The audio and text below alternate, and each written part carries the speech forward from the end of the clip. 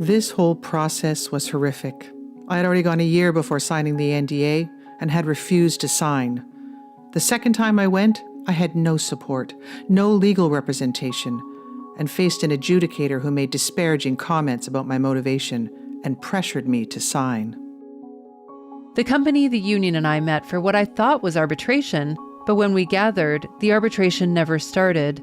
I said no to mediation and no to an NDA for more than 8 hours. After 9.5 hours, I was broken. I wanted to go home. I was hungry. I was tired. I was traumatized. So I signed the NDA. I agreed to hide a part of myself that needs to be healed. I live small because I feel I am not worth justice. I was not given any time to negotiate the NDA. My PTSD became worse. I experienced anxiety and made 2 suicide attempts. I never returned to full-time employment, and my 10-plus year career as a skilled tradeswoman ended. I tried to break my way out of the NDA. I thought if I break it before I'm even given any money, then I just won't receive the money, and that will be that. I didn't care about the money, but the NDA made me feel dirty and gross. The day the NDA was foisted on me, it felt like non-consensual sex. It felt like an assault. I felt violated. I felt like the NDA covered me in filth, and I wanted desperately to get it off of me. Why does the legal system and many of our institutions continue to be so ignorant? The answer is simple. It's because they continue to protect abusers. I don't need to prove abusers are protected. In fact, I have physical evidence in the form of my non-disclosure agreement from 1997. A quarter century later, I still can't speak a great deal of truth about my own childhood. As a Black woman, I had relinquished the right to speak my truth, to reach out to and support other Black employees who were experiencing the same racist treatment that I faced. After I signed the NDA, I overdosed. After that, the world felt like a darker and more cynical place. I refused the settlement offer and insisted on going to arbitration. Partway through that process, and more than a year after my termination, I was again offered an agreement which I insisted I did not want for fear of the consequences. The agreement included an NDA and financial compensation. Over several weeks, my union rep and their lawyer repeatedly pressured me to accept and sign that agreement, suggesting the grievances could be withdrawn if I didn't. The lawyers and the union rep controlled the entire thing. From my perspective, it was a tactic to get me to quit. I regret not seeking legal advice earlier. I was on the brink of an emotional breakdown, and I knew I had to get my life back on track. I gave in and signed the NDA. Looking back, I regret it. I wasn't in the proper state of mind to make such an important decision. The next day, I asked to be released. I said they knew I didn't want an NDA, that I had said no enough times, and that I was pressured into signing it. I was not released. I was asked to sign an NDA to settle a sexual harassment complaint in my workplace. I didn't have a choice. The terms were presented to me and I wasn't allowed to change them. I needed the financial settlement because I'd lost my job due to discrimination, so I felt I had to sign. Signing it caused me mental health issues and made me feel like I didn't matter. I struggled starting new employment as I have to lie a lot about the past employer. Having to sign an NDA was the first time I felt helpless, hopeless, and powerless. It was a feeling worse for me than the 1.5 years of sexual harassment I endured from my employer. I lost my job, I lost my voice, I became jaded and distrustful of all people in positions of power. Universities that use NDAs to silence victims of sexual harassment only care about protecting their reputation and assets. He was the dean and is still a tenured professor. Most importantly, I learned that I don't matter. I felt silenced, disempowered, and swept under the rug by the first NDA I signed. When I chose voice and refused to sign an NDA in the second situation, it meant further public attacks on my credibility. And the confidentiality agreement still hangs over my head as a threat. NDAs are still seen as normal trade-off by lawyers. I am a survivor of childhood physical and sexual abuse. After running away at 14 and not returning, I lived my life alone. Everyone knows about the abuse. It was only me who did not agree to forget about it. I'm not allowing this to go quietly into the archives. Canadian law is going to have to fix this one. My case is still before the courts.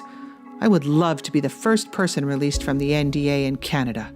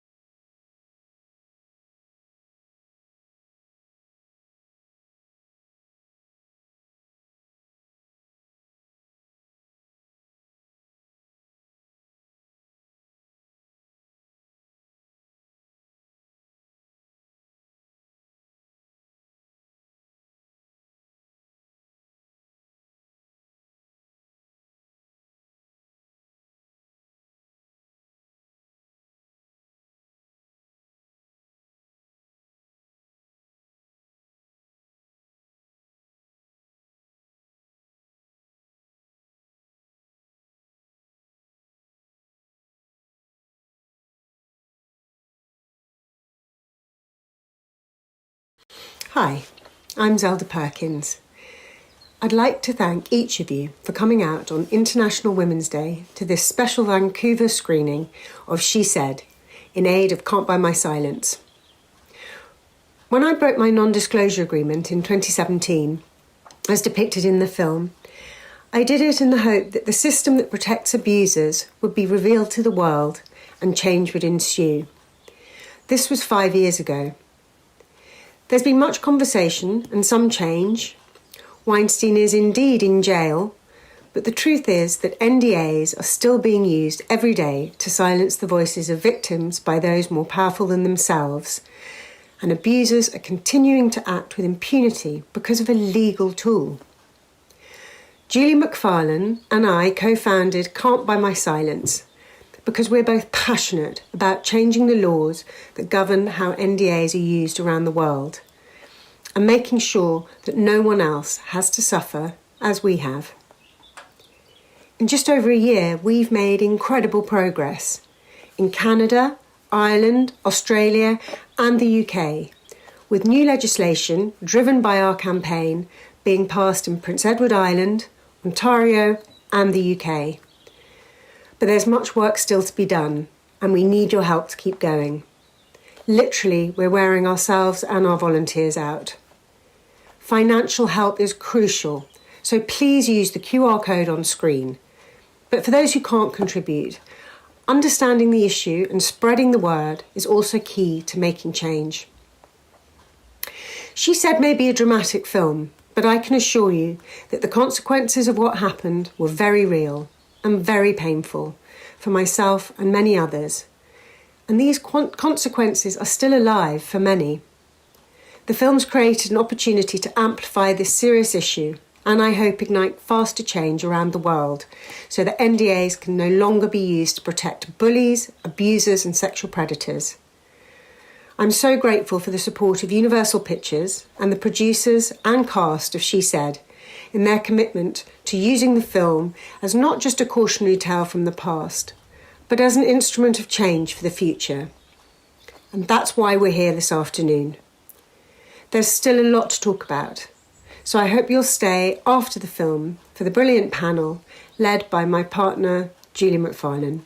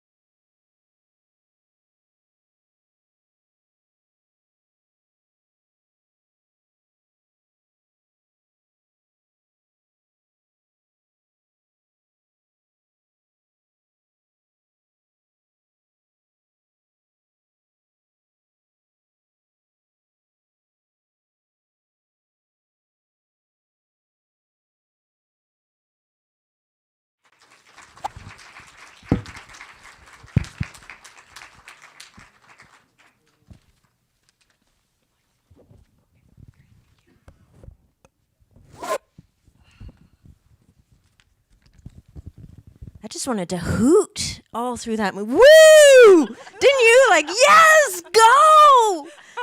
Get him!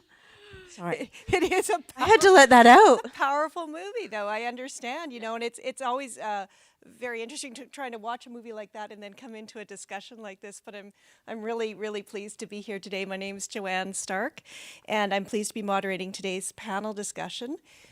Just a note for those of you in the audience that are with the Law Society of British Columbia, registered there, you can claim CPD hours for this event, so please do. If you're, there we go. Woohoo, there's the woohoo.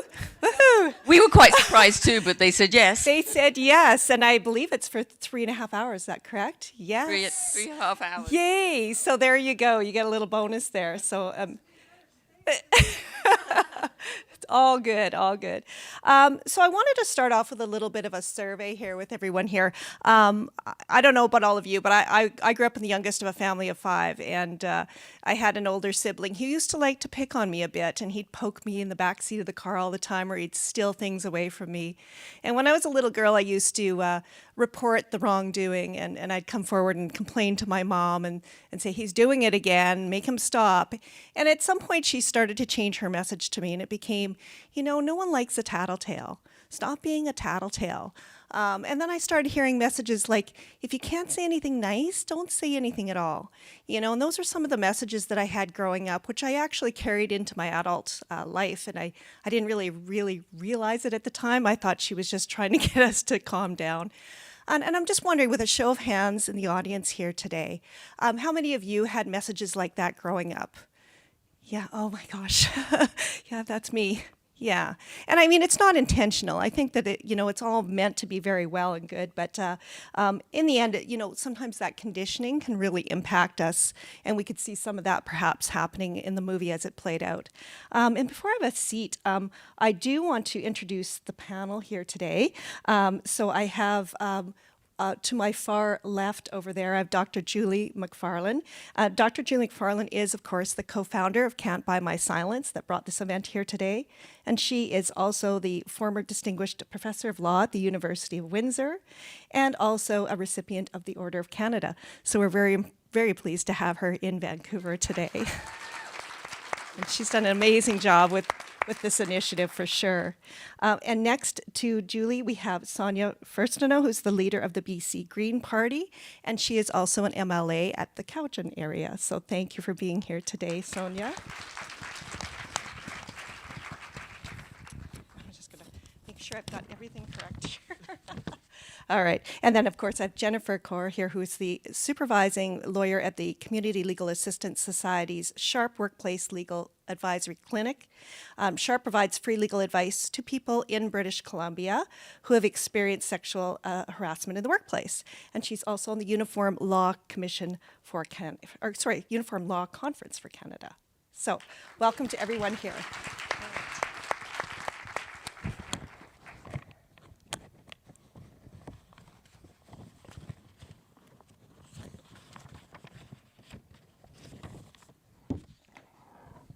So, welcome everybody again for International Women's Day. And of course, we all live here in Canada, and we like to think that it's rather progressive here for women in Canada. It is, certainly, compared to some of the other countries like those in the Middle East, for example. And I want to acknowledge that when we have our discussion here today, that we will be including in that discussion cis women, trans people of all genders, and non-binary people, among others, in this context. So when I talk about the survey that we had, I'm just curious what others have to think about the way that young women and girls are still being conditioned, perhaps, to keep quiet when experiencing harassment or abuse, and what sort of culture shift do we need? I know that Sonia, you have a daughter, right, that's in her teen years. So what sort of feelings do you have about that, about the way we condition our girls? Yeah, and I'll start. My pronouns are she, her, and happy International Women's Day, everybody. Our daughter, we have a blended family. She's the youngest of 5, and I'm so grateful for her because she has this capacity to push back in a way that I think all young women and girls need to have. But she prefaces it thankfully. So she gives us warning, especially with her dad. She says, "Dude," and then she drops some truth, right? And at our very best, we listen and hear. And the other weekend, last weekend, I was on the receiving end of this, and I just found myself listening and then agreeing and then thanking her for helping to make me a better parent. But it takes a lot, to not go against the conditioning of parenting, of being a daughter, of all of these things that are just so ingrained in us. Be nice. I'm always making a joke about myself at the legislature. Oh no, I'm the nice one, right? And I think being nice is really overrated.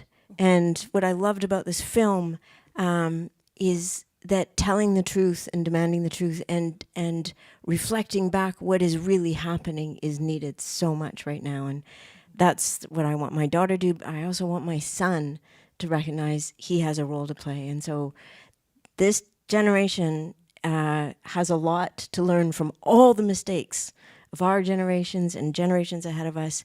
And they'll make their own mistakes, but hopefully they don't make the same mistakes we did. Very good, very good. I agree wholeheartedly. Julie, what about you? Do you have any comments or thoughts about the conditioning of girls? I think that one of the things that I really notice the most about the conditioning still of young girls and women, and I have 3 daughters, and I'm their mother, but what I still see so pervasive that came out, I think, in this movie is a sense of shame that is associated with, to some extent, what you're talking about, Joanne, is that tattling is also shameful. Mm-hmm. But of course, there's a much deeper shame that's associated with talking about an assault that's been sexual or an harassment. And you saw that over and over again in the movie. And I wish I could say that I think that shame has been lifted from my daughters. And I'll give you another example. That I was having a conversation with a very dear friend about last night, the shame of having had an abortion. Still not talked about. And I think that all of these things are so much part of our conditioning, and we need to start naming them. I mean, that's why part of the theme of this, if you look at this, as a macro theme, not just about NDAs, is about speaking up and naming it. Very, very true. And when you talk about women and their experiences, I noticed in the movie, and this is my 3rd time seeing it, but I'm even more emotional watching it on the big screen. But, they bring in things like the experiences with breast cancer, with giving birth, with postpartum depression, with dealing with the family and trying to work while you're trying to also raise your children. It is a challenging thing for sure. Yes. And Jennifer, what are your thoughts about conditioning of boys and how boys are perceiving some of these things that we see? Yes, I think in society, our society is patriarchal, so we do have this conditioning that happens and gender expectations of roles of boys and girls. And you can see the expectations and what's permissible for boys. And we can see in the news discussion about Andrew Tate and the influence that he's having on young men now. And those issues are really marked in terms of the effect that it has on women and girls as well. I think that also there's been a study recently, a few years ago, Angus Reid, right after Me Too, that actually found that young men now think that certain behaviors that we consider sexual harassment are okay in the workplace. So it found that young men versus men over 50 were half as likely to think of something as sexual harassment. So that included jokes in the workplace, standing too close to a woman, touching somebody's shoulders without permission, commenting on someone's body. All of that was found to be determined by these young men as less sexual harassment. Thank you. Yes, I think there was more acceptable behavior to even try to pursue a relationship with a woman or, make comments about them, that sort of thing, which is kind of surprising when you think about, young men 18 to 35. You'd think that they'd be a lot more, aware of the negative impact, right, that it has on women. But again, sometimes we just have to be not so nice. Maybe we have to speak up and be a little bit more assertive, not necessarily aggressive, but assertive, right, and stand our ground and band together, right, as one. So in this movie, we see journalists carefully dancing around the issue about how to support women, and they eventually some of them do share their stories publicly, as we see near the end of the show. The comment was if they all jump together, and I think that was a really powerful message, and that they could share their story if they were together. There's no doubt instances where there will be some brave women that will come forward, but there's other times where I've seen instances that some women will be quick to challenge that woman's perspective, and they might even distance themselves from the event. And we saw some of that happening in the movie. So I'm curious, how do we get people to stand together beside other women, instead of taking the other side? And how do we create a network where women are feeling more supported by other women? And I know that, Sonia and I, we were talking on the weekend about some of the things that went on in the legislature with women in their clothing. Maybe you could comment on that, about women standing together. Yeah, I have a couple stories about the legislature. One, first time I ever stood up in question period back in 2017, brand new MLA, this is. And there'd been some discourse back and forth between the official opposition and the NDP government around the most important legislation that had ever been presented in the BC legislature. And the NDP were saying, well, it's the legislation to ban big money that got in 2017. That was good legislation. I'm very pleased about that. But the then interim leader of the official opposition, Rich Coleman, was saying, no, it was the legislation that allowed women to vote 100 years ago. And I thought, it's a little challenging for me to see Rich Coleman present himself as a feminist in this discourse. But our chief of staff at the time suggested to me that I just say what I was observing in question period. And I thought, okay, there can't be anything wrong with saying what you see, like Winnie the Pooh. And so I stood up first time and I say, Honorable Speaker, I just want to comment on what I'm observing here, which is women being shouted down while they're trying to do their jobs.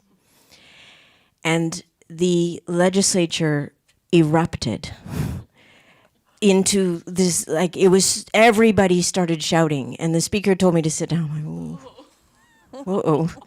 And I had no idea that this was going to happen. And then out of that came members of the Liberal caucus saying to me, I degraded all women by suggesting that women couldn't make it in the man's world that is the BC legislature, to which I responded, I didn't degrade women, but I'm not here to make it in a man's world. Aren't we here to make this into a world for everybody, including women? And then I got a letter signed by all the women in the BC Liberal caucus reiterating this, and that put me into a fetal position, crying at the end of the day in my office and feeling shame. And I've only started talking about this now in the wake of Melanie Mark's resignation 2 weeks ago, because I think it's really important that it be talked about. And I have then, from that moment, and many other moments in the legislature, been determined to make structural change. So one of the things that I'm so proud of, starting in 2017, I was House Leader, I was on the committee that works on the legislature. I've championed respectful workplace policy in the BC legislature, which did not exist until 2021. It took 4 years. Yeah, and I'm really proud of it. And eventually bringing on Mary Polak was the House Leader for the BC Liberals, and she and I worked on this together. I have developed excellent friendships with women in that House, in both sides of the House.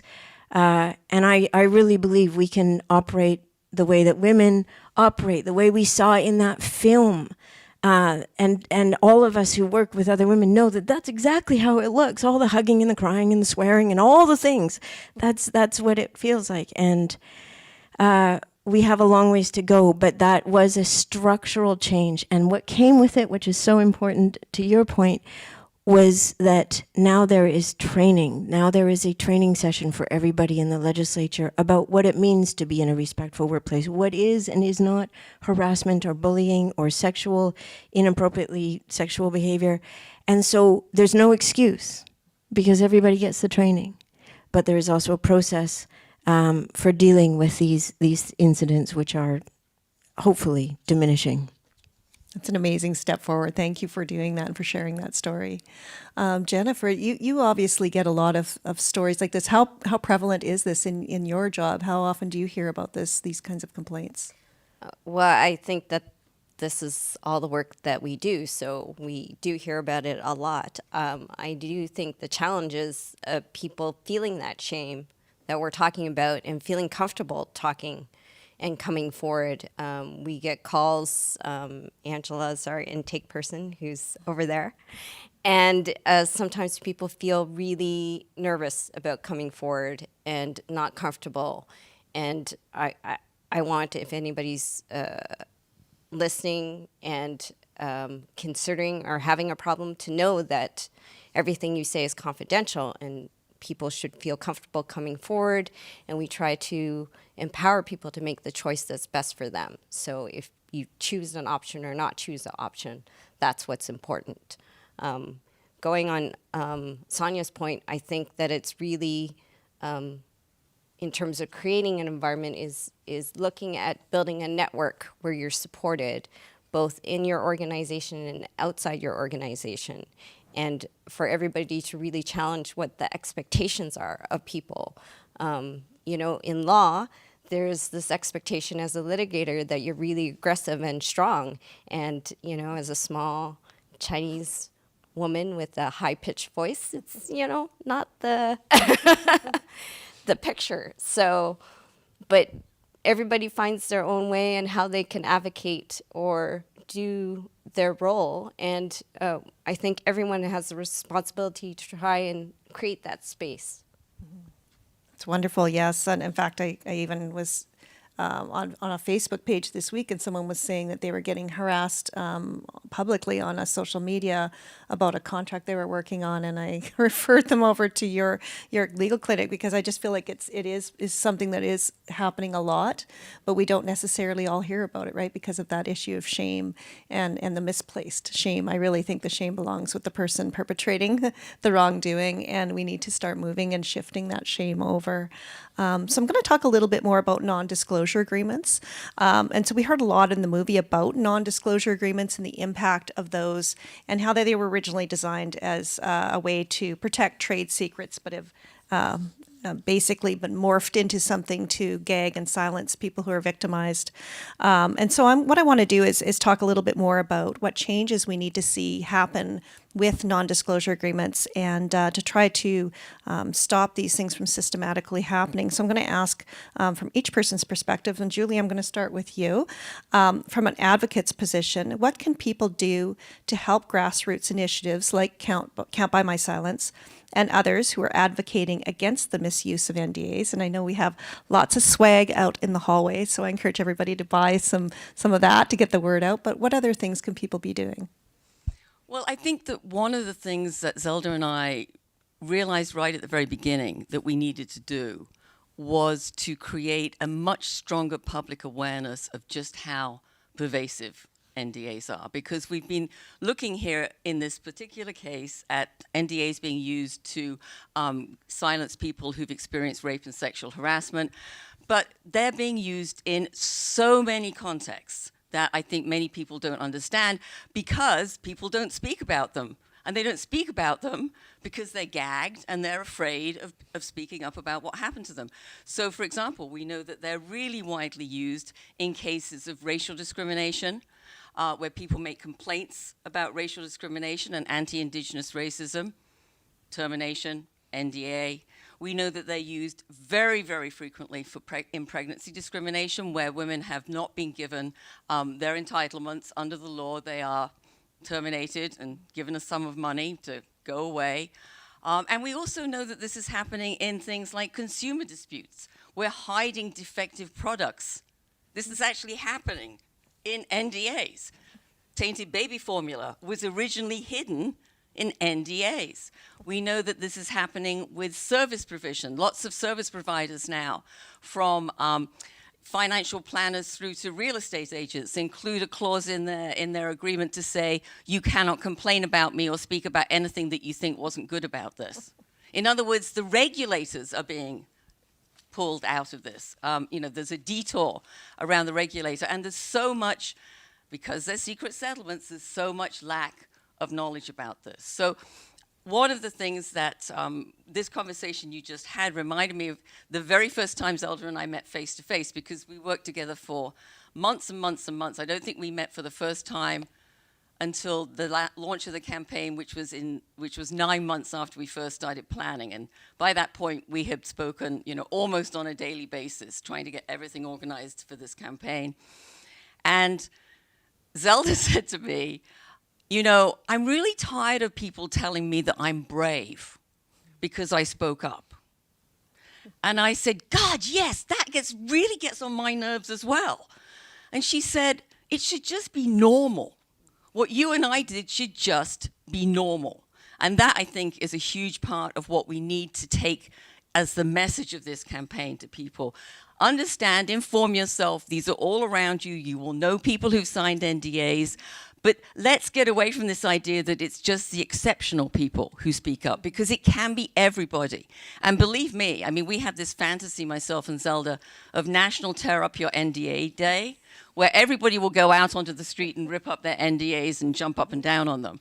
And I think it's getting closer. And what you can do to help is to get the word out, talk about this with your friends and your family members. You will find somewhere in that group someone has signed an NDA. The numbers in the US now are 1 in 3. And those are not all trade secret NDAs, believe me. These are people, mostly people in low-income, insecure sectors. And show them the website, and then keep finding out more. Keep promoting what you're learning about to other people, and write to your MLAs. Write to your MLAs and say, this is enough, this is totally bonkers, we need this to be over with, because that's what's starting to really change things in Canada now. Excellent. Thank you very much for that. So I encourage everyone to get involved and also even to volunteer or share stories on the website on Can't Buy My by the Silence. way, that's right. Yeah. Thank you, Joanne. Yeah. The testimonies that you heard quotes from, they are used so often for media stories. They're really important. If you have a story, we will protect you. We do this very, very carefully. We go through the whole story several times to make sure there's nothing that can identify someone. So please think about that too. Yeah. Thanks. Yeah. And just to also to comment, it's really important to fill out the survey so we have data on the numbers of NDAs that are out there, because that's always the question that we're asked: how big of a problem is that when we're talking to the government about trying to introduce legislation and change it? So really encourage anybody to fill out the survey, provide a testimony, and encourage other people to do so. And on that note, Jennifer, my question for you, excuse me, from a lawyer's perspective, is what sort of changes do we need to see in the legal profession? Because there was a lot of talk about that in the movie, that lawyers were basically the ones that were sort of blocking a lot of the discussion that the journalists were trying to get to. And a little bit about, if you could mention about lawyers having an ethical duty, whether it's to protect the victims of harassment or abuse, or whether it's to protect the organizations where they've been accused, and what sort of things might be on the minds of some of the people that are in the legal profession on that. Oh, I could talk about that for a long time.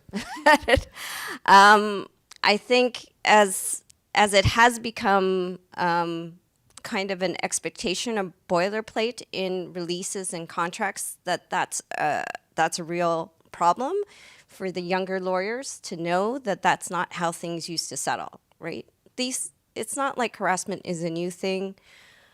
These types of cases settled all the time before with a regular confidentiality clause that protected the privacy of the complainant.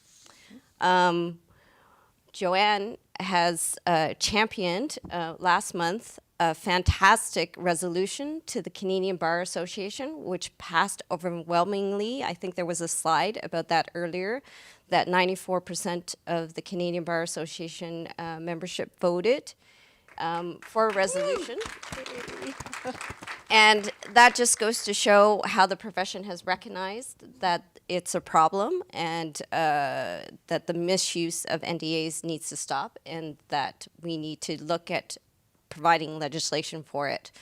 I also think the profession is taking a more trauma-informed approach. There's a lot of talk about it. The Law Society, our regulators, start encouraging us to think about how to provide legal advice in a trauma-informed way. And if we're doing that, what does that mean in terms of our duty to the complainant, even if we're on the other side, or our responsibility to our client if it's the employer?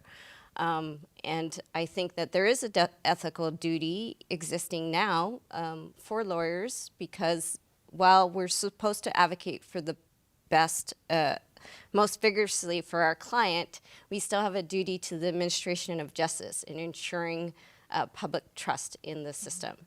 And I think that in a little bit, we've lost our way on the NDAs.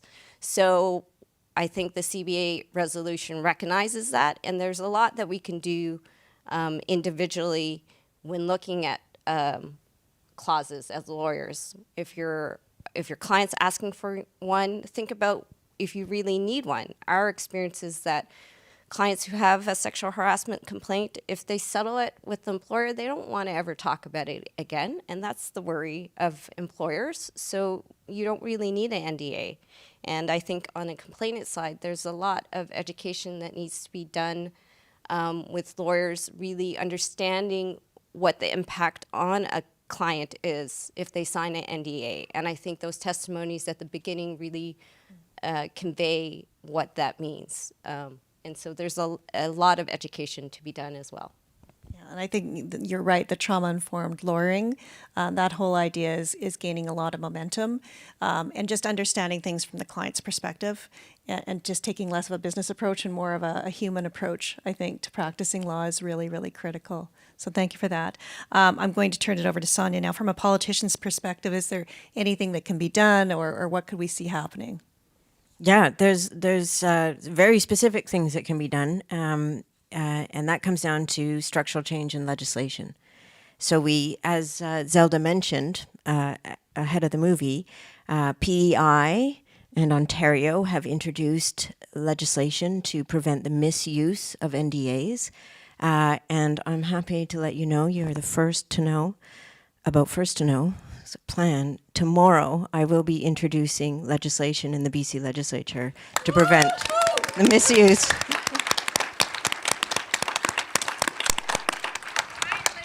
Yeah. So, finally, but we're not there yet. So it will be, and I really want to thank Julie and Zelda and Haley. May, if you can stand up and wave. Haley is our policy lead in my caucus office. A lot of those scenes felt like scenes from our work, especially looking over press releases. We're all staring at it. Are we ready? Are we ready? Haley's done enormous work on this, as well as legislative drafters in the BC legislature who've worked with us. And it's a private members bill. So we have a majority government. I'm a part of a 2-member caucus. So private members bills, unfortunately, in BC, very rarely see the light of day. However, you can help, and you can put pressure on all of your MLAs. This is something that I think we can all agree is necessary legislation. It's long overdue. I agree, finally. And it really has to be addressed at a structural and legal level. So we're going to get that ball moving tomorrow morning. And we do have on our website a template letter to MLAs that's being used all over the country. So you can go find that and download it and change a couple of words here and there. Can I just say about NDAs? And I think one of the things that really came out in the film is how isolating they are. I had to sign an NDA in 2017 when I was part of the crew that was negotiating the agreement between the Greens and ultimately the NDP. But we negotiated with both the Liberals and the NDP. So I was a brand new MLA, and I'm suddenly swept up into, we're negotiating the terms of what governing is going to look like for the next several years. And I had to sign an NDA, which meant I couldn't talk to my family. I couldn't talk to anybody of my peers. I couldn't talk to friends. I couldn't talk about this very strange world that I suddenly found myself immersed in. At one of the negotiating tables, there was Andrew Weaver, me, and Liz. We were the three on our side, and then it was Mike, and another guy that wasn't You named just Mike. broke your NDA. Oh yeah, I believe me, all the NDAs got broken, but it was so isolating. And I remember I was back at my hotel one night after one of these sessions, and I was really distressed. And I phoned my friend Sonia, and her teenage son said, "Mom, go to her. She needs you right now. You could hear my voice." And we just went for a walk, and of course I couldn't talk about anything. And then Norman Spector broke all the NDAs and talked about everything that happened, so it was nonsense. But it was isolating, and it is, I think, really important that we recognize that these are so overused and that they are harmful to the people that they are imposed on. It prevents people, obviously, from getting the help they need if they want to get some help from their family, friends, or counselors. It also, like the one person said, you feel like you have to lie. If it's leaving a job, you've done nothing wrong, you were wronged. But then there you go, and you're being interviewed for a job or starting a new job, and you're feeling like you can't be honest about what happened or why you're no longer there and that sort of thing. So it is definitely a further punishment for the person who's suffered, for sure. So I'm going to turn this now over to a Q&A. And so we see a hand up already. So what we have is one person I think has a microphone. And then what we'll do is, you can raise your hand, and we'll have you ask the question. So I'm going to ask you. Obviously, we want to address the panel in a very respectful manner. So a friendly reminder, and we'll do this for about the next. I think we have about 20, 30 minutes or so, and we'll see if there's enough questions or any comments that people want to share. So I think there was a person up in the back there. Yeah. Yes. I didn't know. Yeah, she's got one already. Okay. Okay. Sure. All right. You can go ahead. Am I good to go? Yes. As some of you know, I've been a supporter of the campaign for some time, having hosted Julie. I think it was 2 years ago. Very early days. Yeah. But what has come to me right now, actually it came to me a little earlier, is some of the biggest, let's say the most common writers of contracts, the most common users of contracts are government. Mm-hmm. And I recently wrote a letter to our premier and a number of other folks, and I'm fairly certain, Sonia, that you were CC'd on it, but if you weren't, I'll make sure that you get it tomorrow. And it is about changing contractual practices, particularly with respect to Indigenous peoples in this instance. But it does come to my mind, having read the service plan for the Ministry of the Attorney General. There's a lot of talk about further enhancing the Civil Resolution Tribunal in this province. May we all hurl. Anyway, for whatever reason. That being said, they do a lot of settlements. So does the OIPC. So do employment standards. What kind of things are in their templates?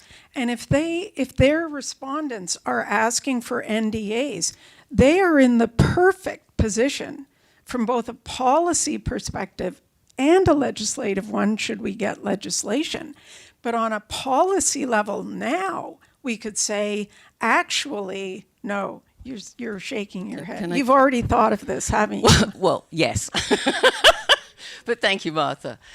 Really, really important point. We have come across many people in public government work who have been NDA'd, and that includes the federal government as well. Shocking use of NDAs actually to cover up racial discrimination and anti-Indigenous racism by governments.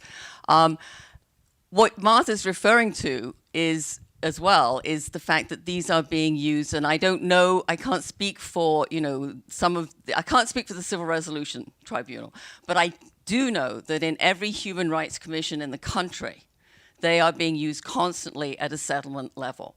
So in other words, you bring your human rights claim, you have some kind of a discussion or mediation in advance of that, and those are processes that I, advocated for 20 years ago. They seem to be enlightened processes, but those processes, if they end in a settlement, include an NDA over and over and over again. I've spoken to most of the chairs of the human rights commissions on a provincial level, and so far I've only been able to find one who recognizes that this is completely contrary to what their role is supposed to be, which is exposing human rights abuses. But I think that what the answer there basically, Martha, is that once there's legislation, it won't be possible.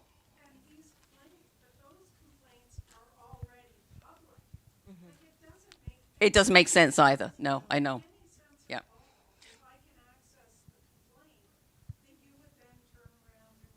Right.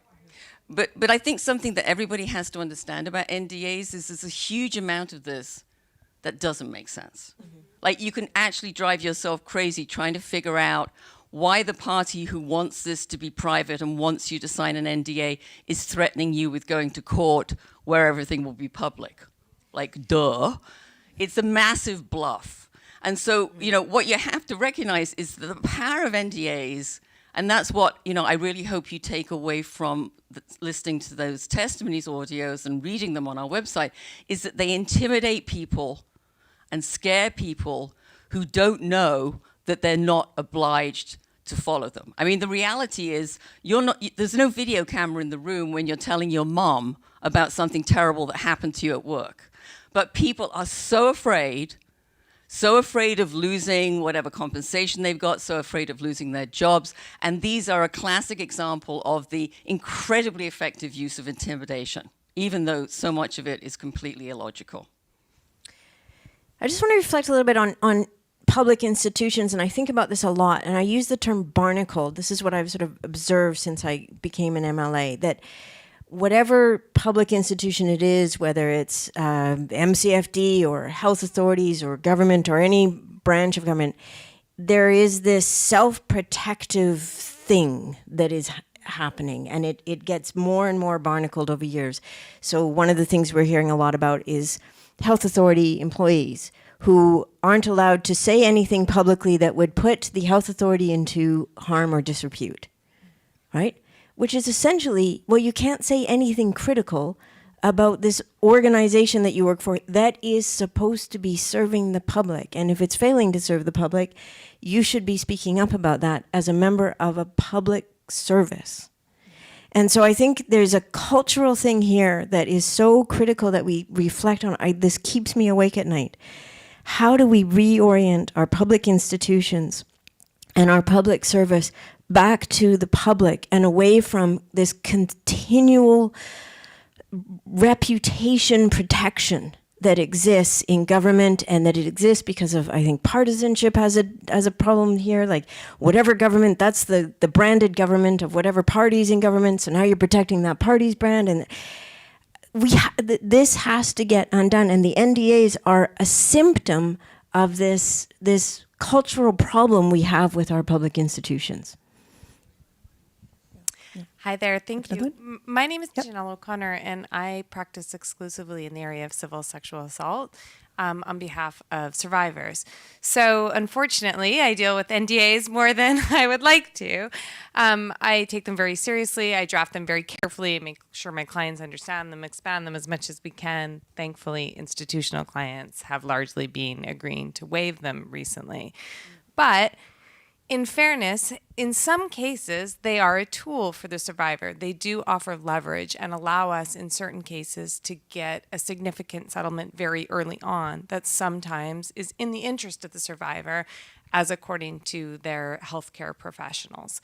And I worry about how this could potentially impact that, or if, I'm sure you've all given this some thought. So I'm curious what you think about that. And I'm thinking about the cases where settlement is reached in advance of litigation, and not coming to the settlement means litigation will have to ensue. Well, I mean, all of these are about settlement. every single case we're talking about with an NDA is about settlement before litigation. I have yet to find someone who signed an NDA who didn't regret doing it. And I have literally talked to hundreds of people now and heard from a lot more than that. What people don't seem to understand and don't seem to be, and I'm sure this doesn't apply to you, so don't imagine I'm saying it to you, but what people constantly say, their lawyers, their plaintiff lawyers, as the victim, never told them, was that they could have a one-sided confidentiality agreement that protected just their privacy. And this whole idea that you have to promise to protect the other side in order to be protected yourself, I mean, it's just toxic to do that. And so it's very hard for me, and I've tried, believe me, hard to think of an example. The only time I can ever think of an example where it might be in the victim's interest to promise to protect the other side is in a very small community when identifying that person inevitably identifies them. But those are, very small number of cases. We're talking about giving privacy to someone who needs it, but not or at the same time agreeing to protect the other side. And I mean, you say you think this gives you an earlier settlement. I mean, of course it does, because, there's less arguing about the NDA. And I know many people who we often suggest to people in the process of bargaining that they just push back. They just say no, because we know the other side doesn't want to go to court.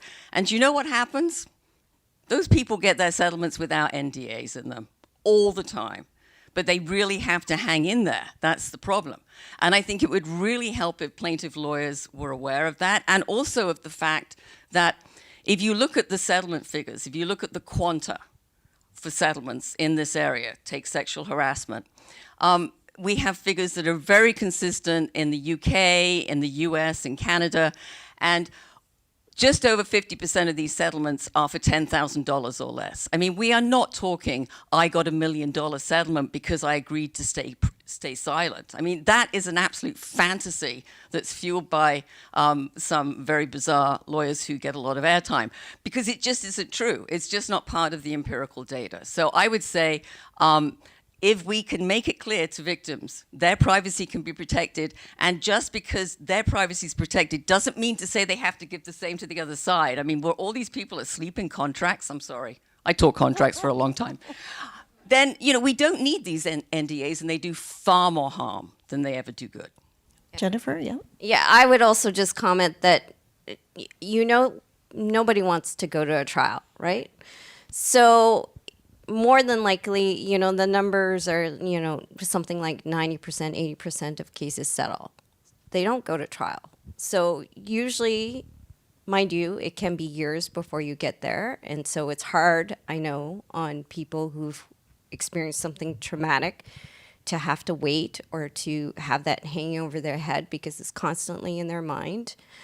But often you will get a settlement without an NDA. And do they really want to go to court where it's all going to be out in the open? Because then it's all out in the open. It's really the threat and the pressure on a complainant, and really I think the shaming that happens to them, and they don't want to live through that again, right?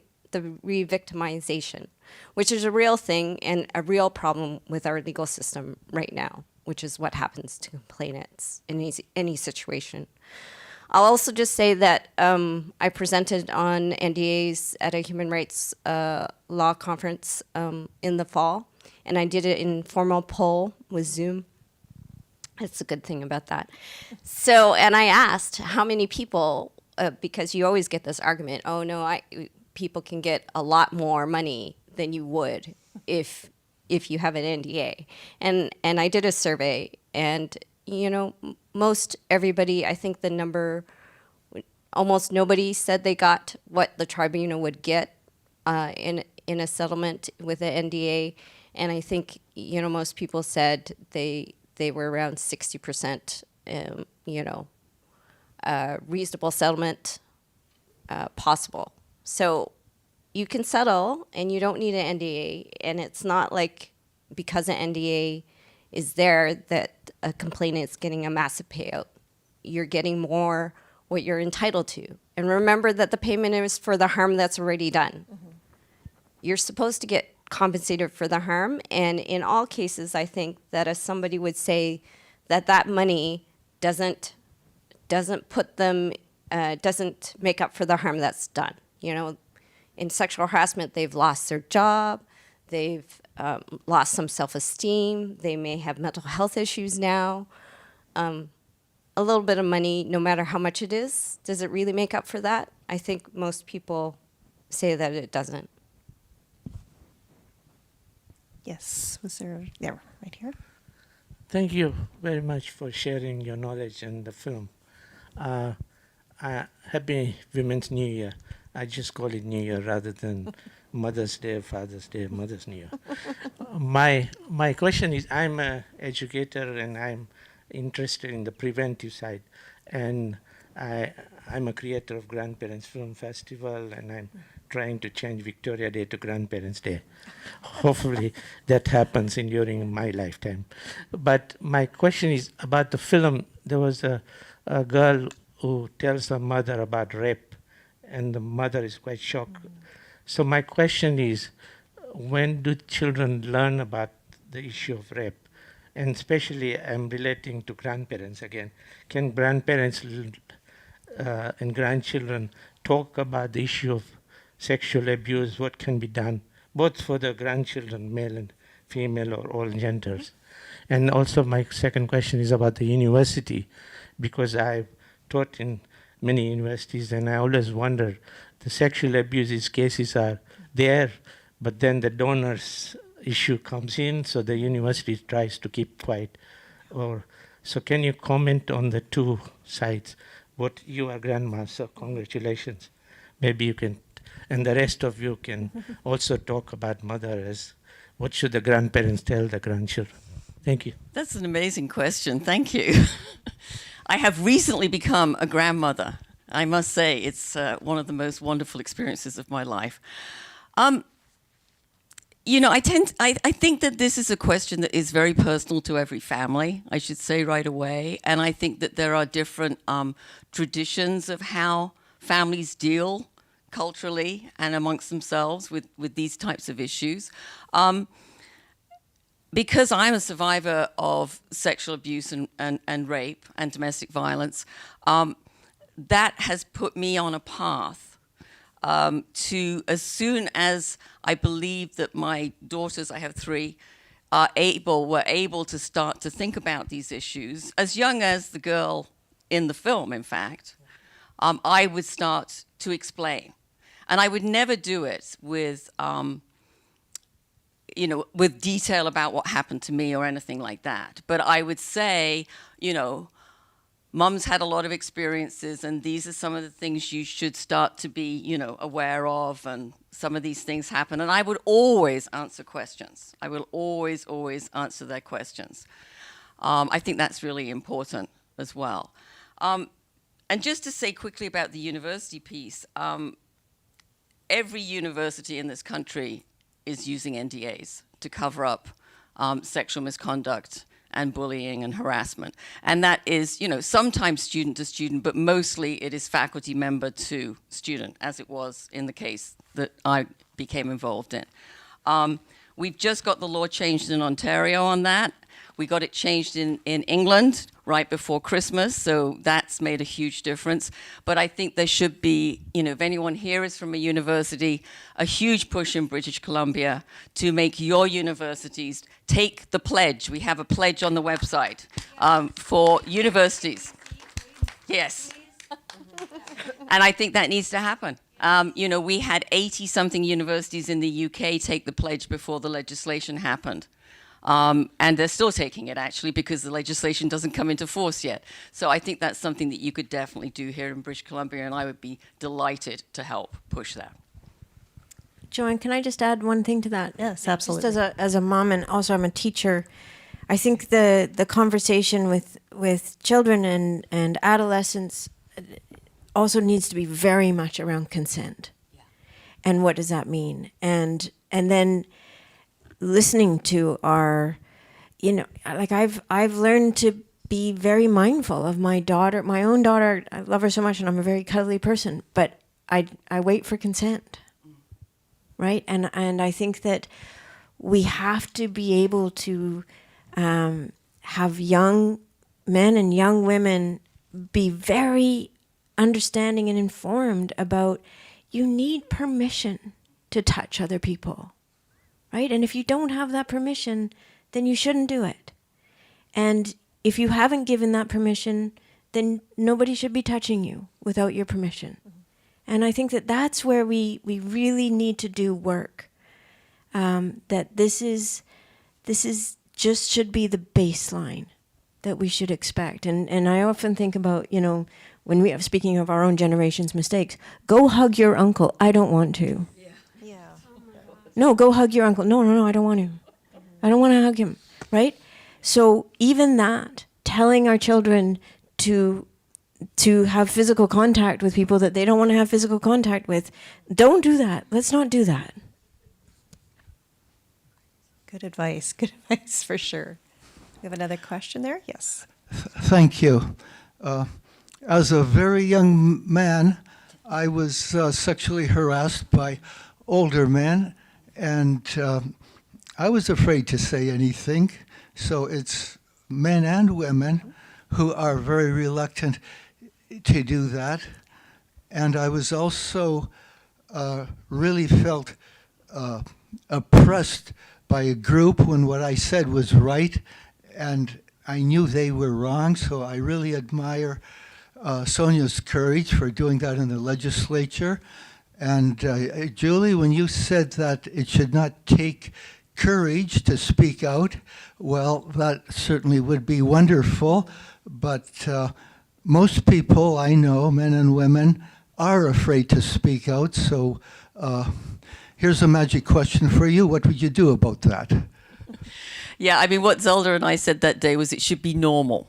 And we were looking ahead to a society that doesn't yet exist. So, I think that's important to say. I'd like to live in a world where when somebody calls you and asks you, having asked all of your colleagues, all of whom refused to say anything, why did this person leave your university? I want it to be normal to say because they had spent 10 years harassing students, and not for me to be the only one. I want it to be normal. It's forget brave, it's just I want it to be normal. And I also just want to acknowledge your point that absolutely men, of course, are also targets of harassment and also feel a sense of shame. In fact, their sense of shame might be even more complex than we can imagine because, it's a shame that's related to a male identity, which I can't share. So how do we make all this normal? I really believe that the legislation that Sonia is bringing forward can become law in British Columbia if enough people get out there and say this is really important. And that doesn't have to take particular bravery. I mean, it's going to take, half an hour to send the letter or the email or whatever. But I think that's what we can do to start moving this from it's exceptional when somebody speaks out to being normal when somebody speaks out. And I think that the same thing that happens with that happens with the sense of shame as well. I mean, I was ashamed to speak about my own sexual abuse and rape for almost 40 years, but I'm not now. And I think that if you can create an environment in which people know they'll be accepted, they know they'll be listened to. But at the moment, in our survey at the moment, we are told that almost 30% don't make a complaint about harassment or discrimination because they know they'll be asked to sign an NDA and they don't want to. I mean, that is insane, people. Think about this. Post Me Too, post Black Lives Matter, when we were supposed to be getting people, encourage them to be supported when you come forward and complain, and we're just shoving it all back under the rug again. So this is only one little part of that normalization, but it's an important part, really important part. I'll just also say that I think it's important in terms of trying to find people or to provide support, right? There's a lot of bystander training that's going on now, particularly related to racism and the swell of Asian racism that's happening, but it applies also to sexual harassment or any type of bullying and harassment in the workplace. And I think that that's something I'd encourage people to look at and think about in terms of how people can be a better ally, to be able to support people, make sure people are okay, follow up with them to see if they want to report or have some support in that. And I think an important thing to remember is, you know, we want to try and find an explanation as to why these things happen, because a lot of these things, especially sexual assault, are so horrendous. Like, why is that happening? And then people start to question it. And people question themselves, and it relates to shame about what could I have done? Oh, I was trying to be nice. So was it my fault? Did I lead them on, right? We have to stop that, right? Because it's no one's fault if something's happening to you that you don't want to have happen, right? So. Sonia? And one other thing I want to add, and you know, Me Too and Black Lives Matter, and those were these big moments when people went together, right? We all put our voices in. And now we're in a different moment. And I was just at the Human Rights Commissioner's report yesterday, where the incidents of hate have been rising for the last 2 years. And, you know, I think we can all feel that anecdotally. The data is now there. And in particular, I'm very concerned, and there was some of this in the film, about the hate and the violence that's being directed towards women who are in journalism, and the effort to silence women in journalism. It is the number of conversations just in the last week that I've had with journalists about this, and especially with male journalists who are desperate to, you know, we have to talk about this, what's happening to my colleagues. And then again, you know, women in political roles. And I think there's work we all have to do to make this unacceptable. That this is becoming normal. This is the wrong thing that's becoming normalized. Is this kind of violent, sexualized, violent rhetoric being directed at women in public roles? We need to stop that. I think I'm mindful of the time. I think we have time for one more question. Hi, Yes. my name is Anna, she, her. This gentleman brought up some issues that happen in colleges and universities, and it reminded me of something that happened while I was going to college.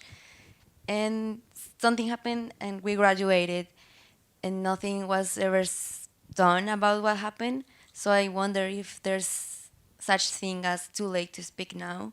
Seems like time move on, and I think what happens a lot is that something happens, something seems to start to feel like someone is going to act, then nobody does, and then time goes on, and then nothing happens. So I wonder if like there's such thing as, okay, it's too late now, you know? Yeah. So can I just ask you, is the person who was responsible for this still employed at this university or college? He was not an employee. He was a student. Another student. Okay. You know, there's no statute of limitations on this. In other words, you can still go back there and say, I want you to do something about this. Now, the problem if it's another student is they don't have that much jurisdiction over that person any longer. I don't know what your actual, you know, what your story is, obviously in detail, and I'm not asking you to say that publicly here. But if what it was, you know, aside from the bad thing that was done by that person, was also an example of an institution just protecting itself and refusing to actually do anything, to act in a meaningful way, then absolutely, I think that can still be talked about. And I think that one of the things that unfortunately I have learned in 30 or so years of activism is that if the institution won't speak to you anymore, and they probably won't as soon as they realize it's a student who isn't there any longer, there are increasingly journalists who are interested in these stories because it's important that we get out there, that institutions like universities, and there are many others, schools, hospitals, churches, are, as Sonia said earlier, protecting themselves all the time. Sorry? Sports, thank you. Yes, I mean, the list is endless. They are protecting themselves. And so, you know, there is increasingly an appetite to write those stories, and that is really important. That there is, I mean, I felt that by the end, if there was an end, but, you know, after the month or so of total media furore over Hockey Canada, which I have a lot of difficulty explaining to Zelda. It's important to people. Hockey's important to people in Canada. Really? That's important? Yes. There's lots of things we have to explain like that. But I think that what that showed was that if you hide something, if something bad happens and then you hide it or don't do anything about it, that is actually even worse than just fessing up to what happened in the first place. Do you understand what I mean? And so I think that matters increasingly for institutions. They're realizing that being told, even if it's years later, you really messed this up, you just protected yourself, that is starting to have a real sting. And that sting is very important. And I'll just say that if anyone has a personal issue that you want some legal advice for, Sharp Workplaces offers free legal advice, and you can call us and get some advice about your options and about what happened. And I would say that sometimes people, even if people are out of time because there are limitations to legal options, that sometimes there are other options, like the person wants to tell the employer, so, you know, they're supported to write a letter or put it out and get it out there. So it depends. But please, there's some brochures and cards out in the foyer if people are interested to take. And you can take them and spread them around too, please. Well, I want to thank the audience for the questions this afternoon, and I want to wrap up the afternoon by just giving the panelists 30 seconds or a minute to leave us with some final thoughts or messages. So Jennifer, let's start with you. I'm just so pleased to see that so many people came up and have such a great interest in this topic and this issue. This was actually the first time I saw the film, and it's amazing how powerful it was, even though I deal with these issues all the time. Like, to see it dramatized about how a person feels and going through it is really powerful. And I hope that everybody will join together and continue the fight. Thank you, Jennifer. And Sonia? Yeah, I still have my crying eyes from the film, so I have that, you know, that feeling you have after you've cried a bit, and then you think, oh, what is that? But yeah, it was an incredible film and an incredible story. And Julie, I just want to really thank you for reaching out and for working alongside with us. I'm never happier than when I'm working on structural change and solutions. And so thank you for the gift of being able to work with you on that. And thank you for having me. And thank you to all of you for coming out today. Julie, I'll end with you then. Well, I just want to say a huge thank you to the incredible number of people who are helping us as volunteers now.